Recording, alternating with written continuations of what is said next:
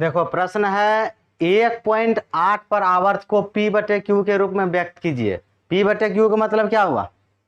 बटे में लिखना है। किसमें लिखना है? बटे में। इस संख्या को बटे में लिखना है। अगर ये आवर्त नहीं रहता तो आराम से खाली पॉइंट उड़ाता कर देता, हो जाता, लेकिन यहाँ कौन सी है? आवर्त। तो सबसे पहले हम क्या करेंगे, उसके बराबर मानेंगे। ठीक है, कुछ ना कुछ एक्स वाई जो मानना है। यहां पर लिखेंगे कि माना कि x बराबर 1.8 पर आवर्त। ठीक है, उसको x के बराबर मान लिए। और इस आवर्त का मतलब होता है जिस संख्या पर आवर्त है ना, जितना मर्जी उतना बार लिखते रहो, रिपीट होते रहता है, बार बार वही आता है। तो इसको एक लाइन और बढ़ा के लिखेंगे, x बराबर 1.88। अपना इच्छा कम से कम 2 या 3 बार रिपीट करो और उसके बाद डॉट डॉट लगा देंगे। जितना बार लिख सकते हो, लेकिन 2-3 बार लिखो। 5 बार 6 बार लिखे क्या फायदा। हाँ, एगो चीज याद रखना, पॉइंट के बाद जय बार रिपीट किया है हमेशा उतना ही बार रिपीट करना, कभी ज्यादा कभी कम मत करना। क्या बार रिपीट हुआ पॉइंट के बाद? तो 3 बार ही हमेशा रिपीट करेंगे। और इस रिपीट वाला जो इसको बनाएंगे समीकरण नंबर 1। अब बात आता है गुना करने का, कि गुना कौन चीज करे, 10 से करे, 100 से करे, 1000। तो वो तुमको बताएगा आवर्त। आवर्त क्या संख्या पर है? गधा नहीं तन एक संख्या पर है, 2 कैसे कहता है? आवर्त केवल 8 पर है तो एक संख्या पर हुआ, तो 1 0 होगा 1 पर। अगर आवर्त 2 संख्या पर रहता तो 1 पर डबल 0 से गुना करता। आवर्त क्या संख्या पर है? तो 1 0 होगा 1 पर, तो मतलब सिर्फ 10 से गुना करेंगे दोनों तरफ। अब इस समीकरण 1 में दोनों तरफ क्या करेगा? 10 से गुना कर देना। यहां पर लिखेंगे कि समीकरण 1 में दोनों तरफ 10 से गुना करने पर किया। इसमें किया तो कितना होगा? 10 को 1 से किया, 10x। अब इसको 10 से गुना करेंगे तो गुना बहुत आसान है पॉइंट वाला। अब इसमें देखो क्या है, 0 है, एक ना, 1 से जिससे करते वही चीज होता है, मतलब संख्या वही आएगा। जितना संख्या उतने आइबे करेगा, आएगा ना। लिख देते 1 8 8 8 8, यही ना। अब बात आता है पॉइंट बैठाने के बाद। पॉइंट किधर होगा? जब गुना करेंगे तो पॉइंट उछलेगा आगे की तरफ। कहां जाएगा? आगे। जैग 0 है उतना ही अंक आगे जाएगा। क्या 0 है? एगो, बस ये पॉइंट उछल के इस 8 के आगे आ जाएगा। अगर डबल 0 रहता तो 2 घर पॉइंट आगे जाता, 2 अंक आगे, 1 अंक 2 अंक यहां जाता। अगर 3 0 रहता तो 3 अंक आगे पॉइंट जाता। ठीक है, तो यहां पर आ गया 1 अंक यहां। ठीक है, अब देखो पॉइंट के बाद इसमें क्या 8 है? इसमें भी 3 8 ले लिए हम, पहले से नहीं ले लिए। पॉइंट के बाद जितना 8 है उतने 8 लेंगे, जितना संख्या। अब उसका डॉट डॉट लगा देंगे। इसका समीकरण नंबर 2। अब क्या है? अब देखना क्या है तुमको, समीकरण 1 और 2 में देखना पड़ता है कि पॉइंट के बाद जो भी संख्या है 1 में, वही संख्या 2 में भी होना चाहिए, है क्या? कुछ फर्क नहीं ना। फर्क होता है फिर से दोबारा गुना कराता है। अगर फर्क रहेगा फिर से गुना करना होगा। ठीक है, अब फर्क नहीं है, अब सीधे घटा दो। समीकरण 2 में से 1, 2 वाला बड़ा है, 1 वाला छोटा है। अब यहां लिखेगा कि समीकरण 2 में से 1 को घटाने पर, 1 को घटाने पर, घटाते हैं इधर, बहुत आसान है। बायां को बायां पक्ष से, दायां को दायां पक्ष से। 10x में x घटाएंगे, यहां पर लिखेंगे कि 10x माइनस x बराबर इधर वाला ई 18.38, उसके बाद 1.38, 18.123 माइनस 1.123 हो गया। अब लिख दो घटा के, 10x में से एगो x गया, 9x बराबर। अब देखो पॉइंट के बाद 3 अंक, पॉइंट के बाद 3 अंक, उधर सब क्या हो जाएगा? 0। क्या होगा? 3 को 0, एगो 0, जैक 0, इस मतलब नहीं, मतलब पॉइंट के बाद सब 0 आएगा, 3 को 0 अगर बात करें तो। और 18 में से 1 घटाएंगे तो पॉइंट का पहले चल रहे हैं, 18 में से घटाए तो 17। अब 17.0 का मतलब क्या? खाली 17। अब पॉइंट के बाद 0 कोई वैल्यू नहीं, काहे कि 1 अंक है। ये सब साफ, ये सब साफ हो गया।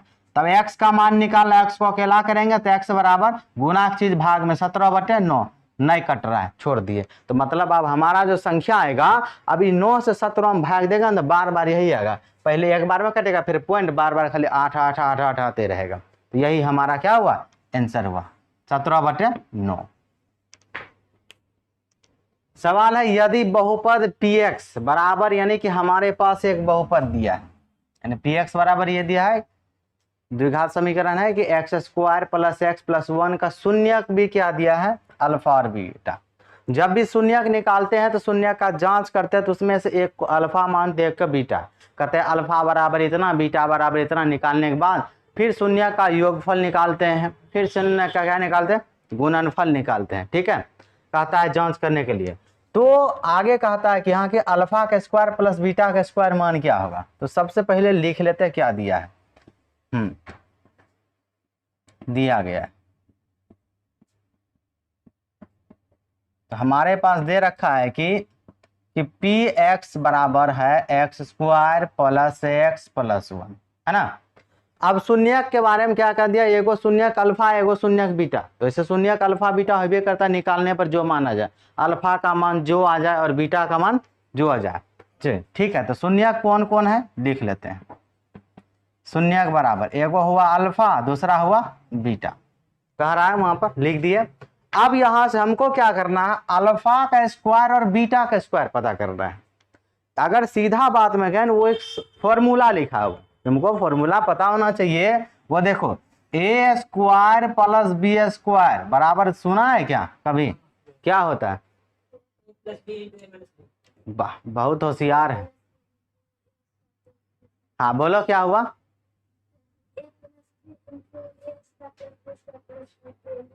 ना, गलत है, गलत है। देखो, ये पहली बार देखा होगा हमको लगता है, ए स्क्वायर माइनस बी स्क्वायर देखा होगा। यहाँ कौन चीज है, प्लस है। देखो, हम माइनस में बात कर रहे हैं। अगर माइनस में रहता है ए स्क्वायर माइनस बी स्क्वायर, तो उसको लिखता है ए प्लस बी इंटू ए माइनस बी, ऐसा। देखो वहां है माइनस नहीं, तब फिर तो उसका फॉर्मूला वो तो यही पे टूटेगा ही, उसी पर। तो ए स्क्वायर प्लस बी स्क्वायर बराबर होता है कि ए प्लस बी का होल स्क्वायर और माइनस का 2ab। देखा था कभी, ये होता है। अगर तुमको जब भी ए स्क्वायर प्लस बी स्क्वायर निकालना हो तो फॉर्मूला होता है ए प्लस बी का होल स्क्वायर माइनस का 2ab। ये तुम्हारा एक सूत्र हो गया, याद रखना। ये बहुत कम आता है, लेकिन है सब तो खूब आता है, इसलिए याद रहता है। तो इसको याद रखना, उसी पे उसको तोड़ेंगे। तो उसके लिए हमको क्या होना चाहिए, देखो तो यहाँ पर अल्फा आएगा, एक जगह अल्फा बी की जगह बीटा, मतलब अल्फा प्लस बीटा का मान पता होना चाहिए। अल्फा प्लस, अगर हम उस सूत्र के अनुसार से तोड़े, देखो अल्फा के स्क्वायर प्लस बीटा का स्क्वायर तोड़ेंगे तो इसी पर टूटेगा कि अल्फा प्लस बीटा का होल स्क्वायर टूटेगा, माइनस का 2 इंटू अल्फा इंटू बीटा। कहने का मतलब है अल्फा प्लस बीटा का मान एक साथ चाहिए प्लस में, और यहाँ पर अल्फा और बीटा का मान चाहिए, तब हमारे पास अल्फा प्लस बीटा का जो मतलब alpha square plus beta square है वो निकल जाएगा। बात समझ में आया। तो जरा ये बताओ कि अल्फा प्लस बीटा क्या होता है और अल्फा इंटू बीटा क्या होता है।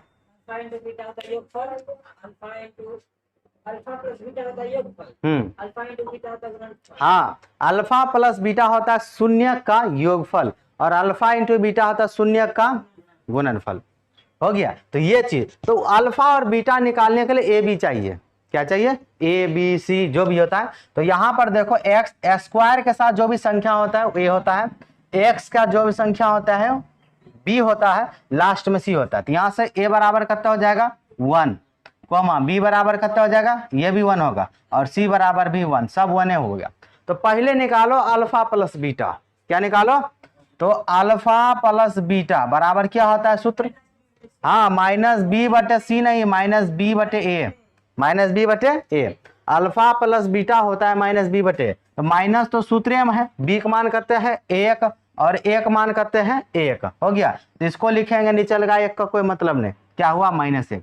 तो अल्फा प्लस बीटा कितना आया, यहाँ देखो रे अमन कुमार, हो गया। उसके बाद alpha into beta, alpha into beta कितना हो गया, जल्दी बोलो, सी बटे, अल्फा इंटू बीटा कितना होता है सी बटे। तो सी का मान करते हैं 1 और एक मान करते हैं 1, तो ये कितना होगा 1 हुआ।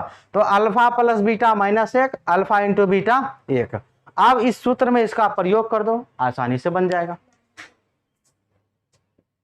अब हम लगाएंगे कि अल्फा स्क्वायर मतलब लिखेंगे, इसलिए अल्फा स्क्वायर प्लस के बीटा स्क्वायर बराबर अल्फा प्लस बीटा का होल स्क्वायर और -2 इंटू अल्फा इंटू बीटा, सबका मान रखो। अल्फा प्लस बीटा एक साथ हमको पता है कहते हैं -1 का होल स्क्वायर -2 और अल्फा इंटू बीटा का मान भी एक साथ पता है 1 हो गया। तो -1 का स्क्वायर क्या बनाएगा 1 बनाएगा और यहाँ पर 2 हो गया, 2 में से 1 हटाए -1, तो -1 आंसर होगा। अब देखो ऐसा सब सवाल होता है। देखो सवाल है कि 5 वर्ष पूर्व ए की आयु बी की आयु की 3 गुनी थी और 10 वर्ष पश्चात ए की आयु बी की आयु की 2 गुनी हो जाएगी।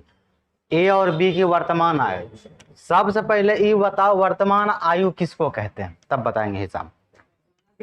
अभी का आयु बताना है, पहले क्या था बाद में क्या था सब चीज उसमें बोल दिया है, लेकिन पूछा अभी का आयु बताइए किसका, ए और बी, यानी ए और बी कोई व्यक्ति होगा। ठीक है, तो तुमको ना ही ए का वर्तमान आयु पता है और ना ही बी का, तो दोनों को मान लो, एगो का एक्स मान लो एगो को वाई मान लो, दो व्यक्ति है ना, हो गया। तो यहाँ पर हल लिखो, उसके बाद लिखना माना जो निकालने वाला वही ए की कौन सा आयु वर्तमान वाला, वर्तमान आयु बराबर x वर्ष, आयु वर्ष में होता है, और b की वर्तमान आयु, b की वर्तमान आयु बराबर y वर्ष हो गया। अब मान लो तुम्हारा अभी उम्र 10 साल है, थोड़ा देर के लिए मान लेते हैं, या 15 साल है, तुमसे कहेंगे अभी 15 साल है, तो 5 वर्ष पूर्व तुम्हारा आयु कितना होगा। क्या आदमी है, अरे पूर्व का मतलब होता है पहले, पश्चात का मतलब होता है बाद। अभी 15 साल उम्र है तो 5 वर्ष पूर्व मतलब 5 वर्ष पहले कितना होगा 10 साल होगा। उसी तरह दोनों, अब आयु जो घटेगा तो सब भी आदमी घटेगा, अगर बढ़ेगा तो सबका, मान लो और आयु बढ़ा तो सब धरती पर जितना भी जीव जंतु है सबका बढ़ता है कि एगो का बढ़ता है, सबका समान रूप से बढ़ता है। एक दिन बढ़ा सबका, एक दिन, एक साल बढ़ा सबका। अगर यहाँ आयु दोनों को एगो का घटेगा तो दोनों का ना घटेगा, अब बढ़ेगा तो दोनों का बढ़ेगा, क्योंकि दोनों धरती अब जिंदा है, अभी मर तो नहीं है ना गया है, हो गया। तो वर्तमान आयु पूछा, अब शुरू में बोला 5 वर्ष पूर्व ए और बी की आयु, तो पहले 5 साल पहले का आयु निकालते हैं दोनों का। हाँ, तो पहले जाएगा तो माइनस होगा ना, अभी 15 साल था, बोले 5 साल पहले बता, तो बोला 10 साल, तो 15 से 10 कैसे हुआ, 5 साल घटा, 5 साल। अभी जितना आयु है उसमें दोनों में से 5-5 साल क्या करेंगे, माइनस करेंगे, तब ना पहले का आयु निकलेगा। यहाँ पर लिखेंगे ए का, अब 5 वर्ष पूर्व ए की आयु, किसका, ए की आयु। अब 5 साल पहले एक आयु कितना होगा, अभी जितना है उसमें 5 साल घटा दो। अभी मान लिया 15 साल है, 5 साल पहले 10 साल, 15 में से 5 गया 10, उसी तरह तो x में से 5 साल घटा दिया, ये एक आयु निकल गया। उसी तरह 5 साल पहले b का भी ना होगा, एगो का नहीं ना, दोनों का। अभी निकालो कि 5 वर्ष पूर्व b की आयु, तो 5 साल पहले b का आयु कितना होगा, अभी कितना है y साल, अब 5 साल घटा दो, निकल गया। ये दोनों वर्ष में आयु है। अब लिखना है प्रश्न से, प्रश्न में जैसे कहा वैसे करना है, लिखेंगे प्रश्न से कोमा लगा दो। अब देखें पढ़ो, कहा कि 5 वर्ष पूर्व, तो दोनों का 5 साल पहले और बी की निकाल लिया।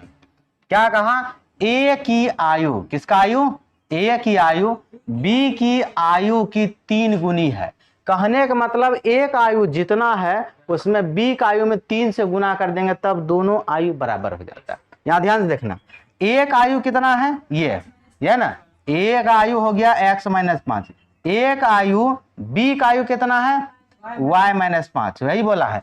a का आयु, रुको थोड़ा, उसके बाद b की आयु की 3 गुनी, किसमें गुनी है, b का आयु में, a में है गुना b में, तो ये b है, इसमें 3 से गुना कर दिए, इसी को कहते गुना, हो गया। पहला समीकरण इसे बनेगा, तोड़ो इसको, तो x - 5 बराबर 3 को y से गुना किया, 3y और माइनस के 15 हो गया। तो x y को एक तरफ कर लो, संख्या को एक तरफ कर लो, x इधर है, 3y इधर आया, कौन सी बदलेगा, x माइनस के 3y बराबर 15 उधर पहले से माइनस में, तो -15 और -5 उधर जाके +5 हो गया।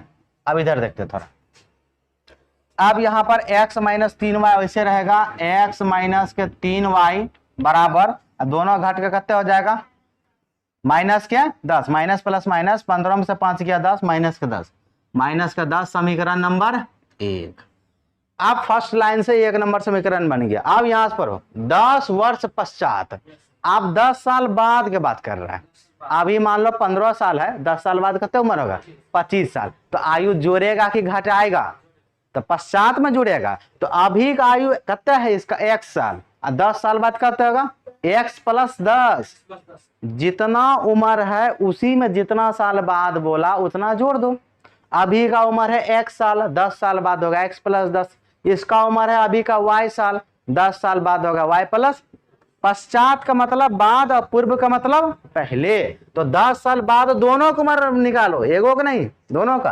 पहले निकालते हैं कि 10 वर्ष पश्चात किसका, एक ही आयु। तो 10 वर्ष बाद एक आयु कितना होगा, x प्लस 10। अभी मैं 10 साल जोड़ दिया, काहे लिखता है रे, 10 वर्ष पश्चात किसका आयु, b की आयु, कितना हो जाएगा, y प्लस 10। ठीक, अब क्या करेंगे, प्रश्न को पढ़ो और देखते हैं। पुनः प्रश्न से देखते हैं।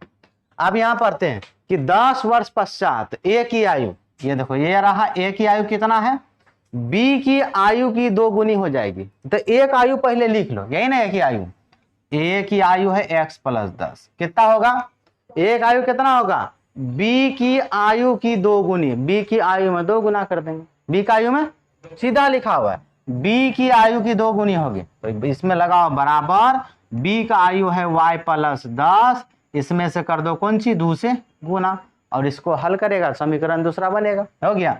उसके बाद x प्लस 10 वैसे रहेगा, और 2 को y से गुना करेंगे तो 2y हो जाएगा, प्लस के प्लस और 10 दूनी 20 हो गया। x y को एक तरफ करो, संख्या को एक तरफ करो। तो यहाँ पर x वैसे रखना, और 2y प्लस के तो माइनस के 2y बराबर कुछ बार पहले 20 है, आई 10 जाएगा तो माइनस के 10 हो जाएगा, हो गया। तो यहाँ पर आएगा x माइनस के 2y बराबर कौन सी हो गया, 10, 20 में 10 के 10, समीकरण नंबर 2। अब समीकरण 1 ये रहा, समीकरण 2 ये रहा। तो समीकरण 1 2 में दोनों x प्लस में है, बराबर है, तो दोनों को सीधा घटा दो तो x से x क्या होगा, कट जाएगा, जोड़ने से नहीं कटेगा। काहे के लिए विलोपन विधि, कोनो विधि नहीं लगाना है, हो गया, सीधे घटाएंगे। समीकरण 1 में से 2 को घटाने पर, घटाया तो समीकरण 1 क्या है, x माइनस के 3y बराबर माइनस के 10, और समीकरण 2 क्या है, x माइनस के 2y बराबर 10, हो गया।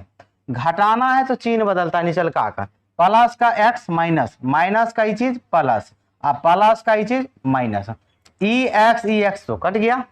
अब देखो यहाँ पर माइनस, यहाँ प्लस है, तो माइनस प्लस की हुआ, तो घटाएंगे, 2y में से एगो y गया y, लेकिन माइनस का, क्योंकि 3y बड़ा है 2y छोटा है, बराबर माइनस माइनस प्लस, तो 10 10 20, वो भी माइनस का 20 होगा, किसका, क्योंकि दोनों जगह समान चिन्ह है, संख्या भी बराबर है, वही चिन्ह होगा।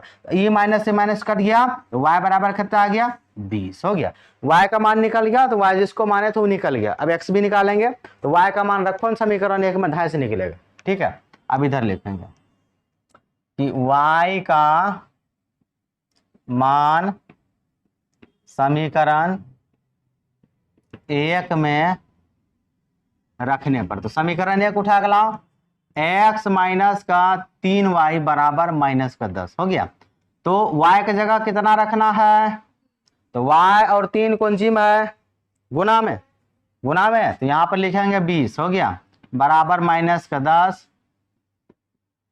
अब यहाँ पर x माइनस 20 दिया, 60 बराबर माइनस का 10, माइनस का 60 उधर जाएगा तो प्लस का, तो माइनस का 10 और माइनस का चीज प्लस का 60, हो गया। तो यहाँ पर आएगा x बराबर, दोनों घट के 60 में से 10 गया 50, वो भी प्लस का 60 जो बड़ा है, तो x का 50 और y का, और लास्ट में लिखेंगे जिसको माने थे। अतः एक ही वर्तमान आयु x बराबर करते हैं 50 साल, अतः ए की वर्तमान आयु बराबर 50 वर्ष। उसके बाद बी की वर्तमान आयु, तो बी वाई था, तो वाई का मान कितना निकला है 20, तो इसको लिखेंगे 20 वर्ष। ये आंसर हो गया। देखो सवाल है यूक्लिड विभाजन एल्गोरिथम से 960 और 432 का मौसो निकालिए। मौसो निकालने सब बेक आता है, लेकिन कैसे निकालना है? यूक्लिड विभाजन से। तो सिंपल जैसे मौसो निकालते हैं, पहले वो लिखेंगे वैसे निकाल। तो शॉर्टकट बरकाम भाग दो। 432 में रफ करेगा, क्या करेगा? रफ को बैठाने सिखा देंगे। 432 से भाग देगा किसमें? 960 में। इसी को मौसो कहते हैं।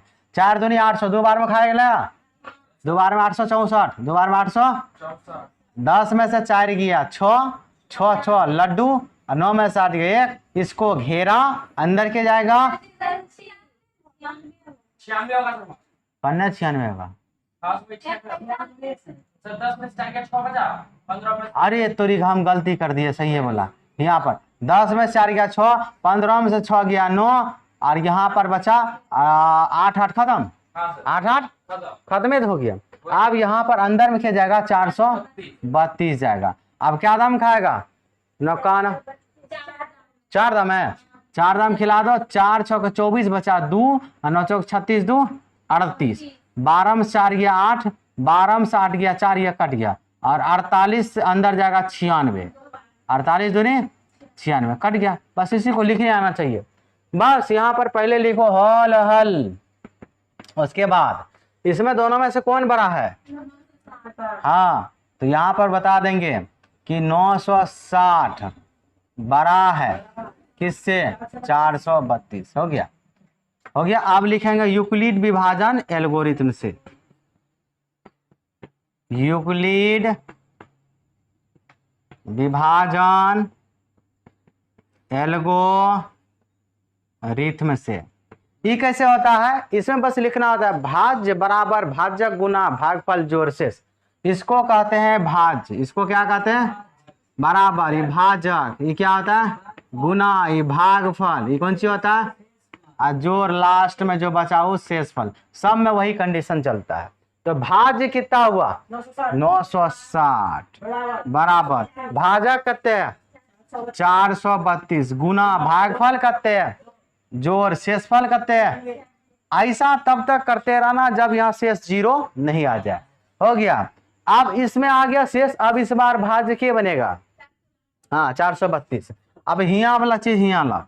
अब लिखेंगे 432 भाज्य बराबर, इसमें भाज्य बराबर भाजक गुना भागफल और जोड़ शेषफल। भाज्य बराबर भाजक कितना हो गया? 96 गुना भागफल कितना हो गया?